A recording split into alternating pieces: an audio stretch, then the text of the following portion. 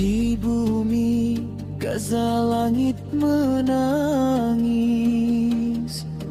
tangisan anak memecah sunyi. Rumah rebah, mimpi pun gugur, namun iman tetap teguh dan subur.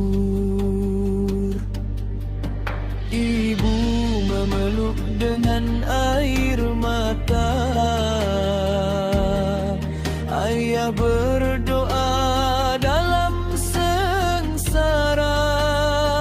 Ya Allah, lindungilah mereka, kurniakan sabar dan bahagia. Hentikan segala kezaliman, padamkan api permusuhan, suburkan damai di setiap insan, agar kembali nilai kemanusiaan. Jangan biar darah tak berdosa menjadi saksi kerakusan dunia.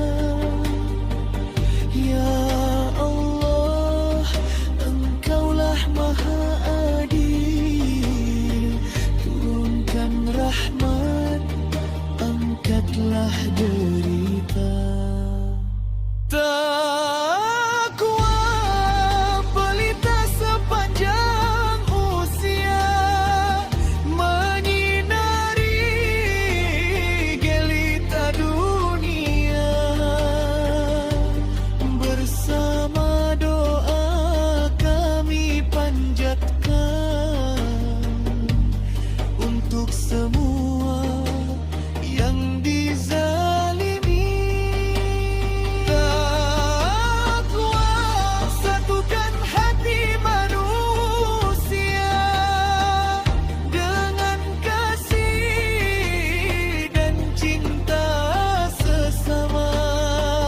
Moga bumi kembali sejahtera dan kezaliman segera sirna.